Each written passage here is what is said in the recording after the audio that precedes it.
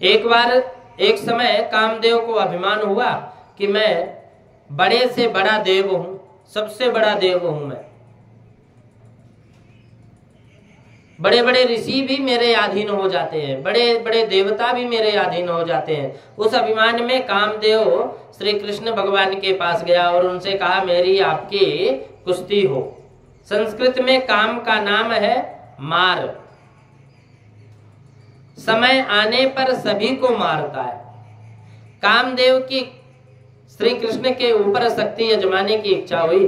श्री कृष्ण ने कामदेव से कहा कि शिवजी ने तुमको जला दिया था, वह भूल गया।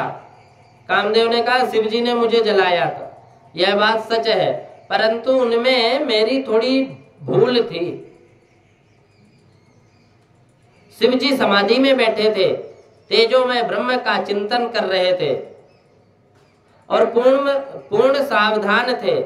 उसी समय मैं उनको मारने गया, मैंने समय का विचार नहीं किया, इससे मेरी हार हो गई।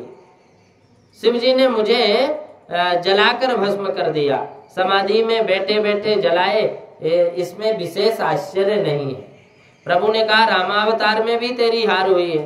कामदेव ने कहा रामावतार में तो आप खूब मर्यादा में रहते थे, किसी भी स्त्री का स्पर्श करते नहीं थे, स्त्री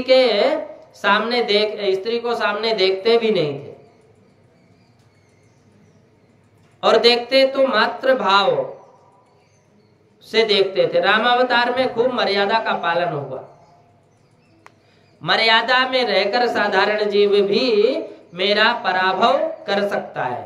एक गृहस्थ आश्रम रूपी किले में रहकर आपने मुझे मारा है। रामावतार में तो एक पत्नी व्रत पालते थे राम जी, इसलिए आपने मुझे मारा, इसमें क्या आश्चर्य है। श्री कृष्ण ने कहा अब तो तेरी क्या इच्छा है। कामदेव ने कहा कि रामावतार में मर्यादा में रहकर आपने मुझे हराया, इसमें कोई खास बात नहीं है। अब इस कृष्णावतार में आप कोई मर्यादा ना रखो। मर्यादा तो साधारण मनुष्य के लिए है, परमात्मा के लिए होती नहीं है। आपको मर्यादा पालन करने की आवश्यकता नहीं है। सब प्रकार की मर्यादा छोड़कर शरद पूर्णिमा की रात्रि में अनेक स्त्रियों के साथ वृंदावन में आप विहार करो और मैं आपको बाण मारूं, तब भी आप निर्विकारी रहो तो आपकी जीत है, और कामाधीन बनो तो मेरी जीत है। आप निर्विकारी रहो तो आप ईश्वर और मैं मेरे अधीन बनो तो फिर पीछे मैं ईश्वर। रामावतार में शरीर से तो नहीं परंतु मन से किसी स्त्री का स्पर्श किया नहीं। मन से स्पर्श हो यह भी पाप है। श्री कृष्ण अवतार में श्री कृष्ण पुष्टि पुरुषोत्तम है। काम ने ऐसा माना कि श्री कृष्ण को हराना सरल है। श्री कृष्ण को गोपियों के साथ स्त्रियों के साथ मुक्त रूप से विहार करते, इसलिए मैं उन्हें हरा सकूंगा। श्री कृष्ण भगवान कहते हैं कि तेरी इच्छा है तो मैं ऐसा ही करूंगा। स्त्रियों से दूर जंगल में बैठकर पत्ता चबाकर संयम पाले, काम को मारे, इसमें आश्चर्य नहीं है, परंतु स्त्री की मातृभाव रखे और काम को मारे, इसमें भी आश्चर्य कोई है नहीं। परंतु श्री कृष्ण ने तो स्त्रियों के बीच में रहकर काम को मारा है। शरद पूर्णिमा की रात्रि में गोपियों के साथ रासलीला में रमण किया और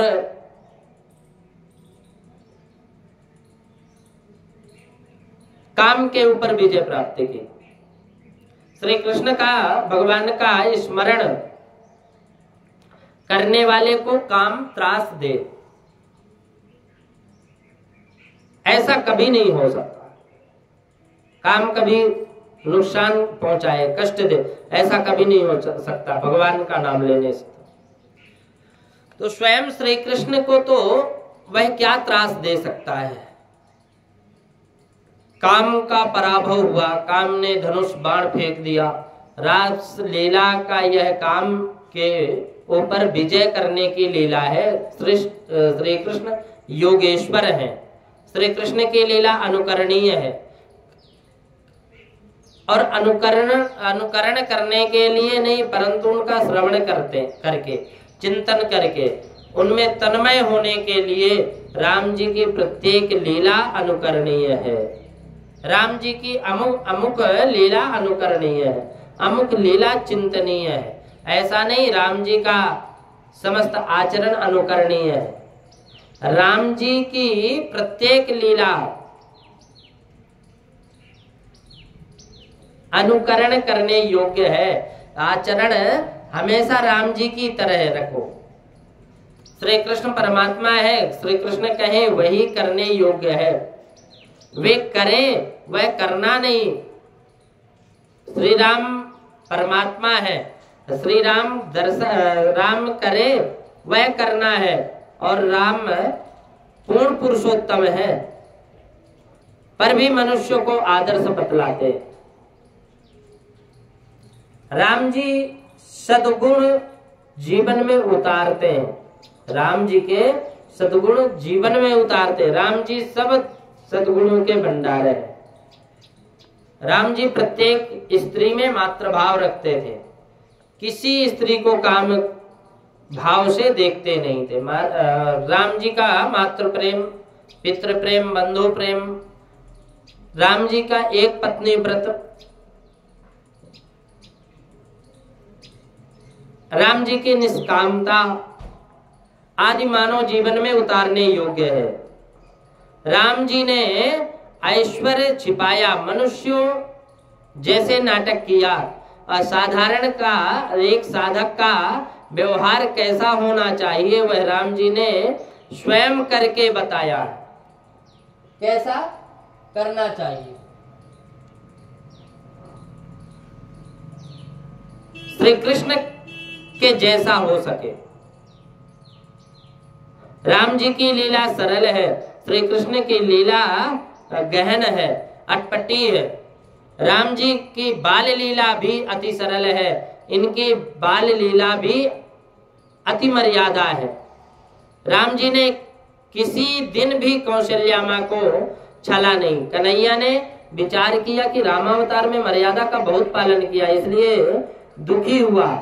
अब की बार कृष्ण अवतार में मर्यादा का पालन नहीं करूंगा। कन्हैया तो यशोदा माँ को भी छलते। बाल कृष्ण माता ने माता से कहते हैं, भगवान माता से कहते हैं कि माँ मुझे छोड़कर कहीं जाना नहीं, तू घर का काम काज छोड़कर मुझे खिलाया कर, पूरे दिन मुझे गोदी में लेकर बैठा कर। कदाचित कभी यशोदा माँ कन्हैया को छोड़कर घर का काम करने लग जाए तो कन्हैया तूफान मचा डालते थे। दही मक्खन की हांडी मटके फोड़ देते थे।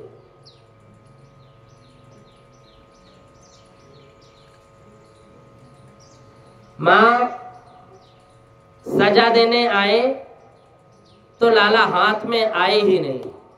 श्री राम तो अति सरल है, अति शांत है। राम जी बाल लीलाओं में अतिशय मर्यादा में छोटे भाइयों के साथ खेलते तो इस रीति से खेलते कि स्वयं की हार हो जाए, और लक्ष्मण जी भरत जी जीत जाते। तो ये बहुत सरल है। सोचते है कि भले ही मेरी हार हो जाए। बाल कृष्ण जब खेलते हैं तो बाल कृष्ण लाला की लीला किसी दिन भी हार होती नहीं। कन्हैया कहाँ जाते हैं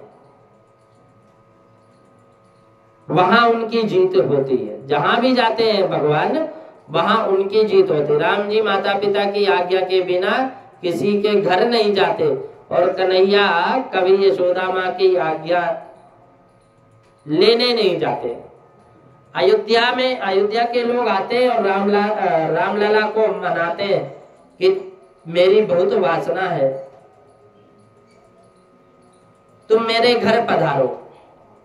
तब रामचंद्र जी कहते मैं स्वतंत्र नहीं हूँ, मैं तो माता जी और पिता के अधीन हूँ, मेरे माँ की आज्ञा ले लो।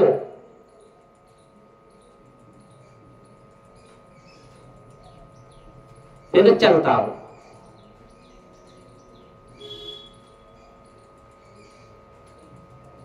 तुम मेरी माँ से कहो, माँ मुझे आज्ञा देगी तो मैं तुम्हारे साथ चलूंगा। लोग कौशल्या जी को मानते हैं कि प्रार्थना करते हैं कि माँ मेरी बहुत इच्छा है कि राम जी मेरे घर पधारे, तुम राम जी को मेरे घर में भेज दो। कौशल्या जी आज्ञा देती है तो राम जी जाते हैं, परंतु ये मर्यादा पुरुषोत्तम राजाधिराज है और वे किसी के घर जाते हैं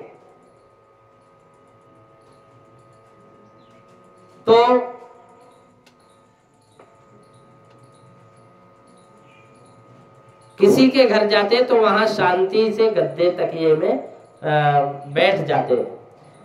और श्री राम अति शांत है,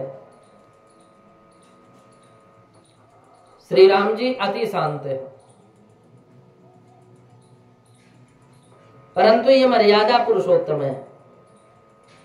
कन्हैया की सभा लीला निराली है, सब लीला निराली है, बहुत गहन है। कन्हैया सब कभी किसी से कहते नहीं कि तुम मेरी माँ से आज्ञा ले लो। कृष्ण लीला में अतिशय प्रेम है। एक गोपी के घर भगवान श्री कृष्ण जाते हैं और माखन खा रहे थे।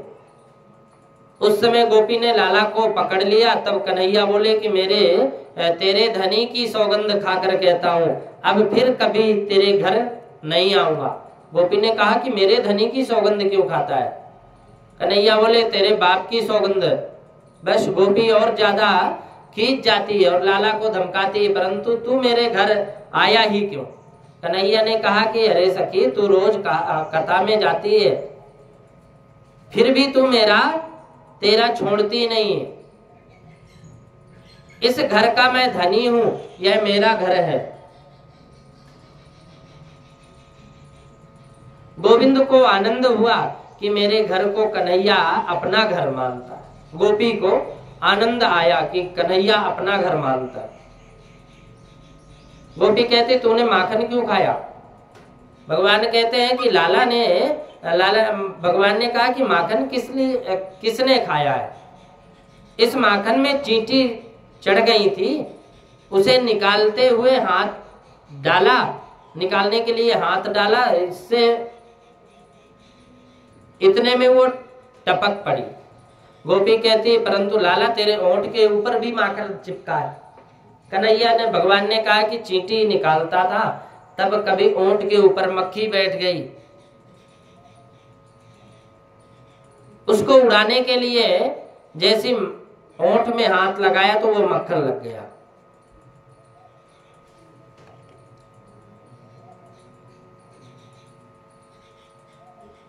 भगवान की लीला अति दिव्य है।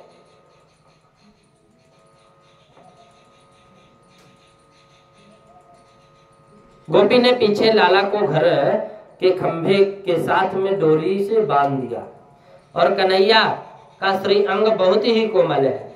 गोपी ने अब डोरी कसकर बांधी तो लाला की आंख में पानी आए, भगवान की आंख में पानी आ गए। और जैसे ही पानी आता तो गोपी को दया आई। उसने भगवान से पूछा कि लाला तुझे कोई तकलीफ तो नहीं है? लाला ने गर्दन हिलाकर कहा कि मुझे बहुत दुख हो रहा है, डोरी जरा ढीली कर दे। अब गोपी ने विचार किया कि लाला को डोरी से कसकर बांधना ठीक नहीं है, मेरे लाला को दुख होगा, इसलिए गोपी ने डोरी ढीली कर दी और पीछे सखियों को खबर देने गई, मैंने लाला को बांधा। तुम लाला को बांधो परंतु किसी से कहना नहीं। तुम खूब भक्ति करो परंतु उसे प्रकाशित मत करो। भक्ति प्रकाशित हो जाएगी तो भगवान सटक जाएंगे।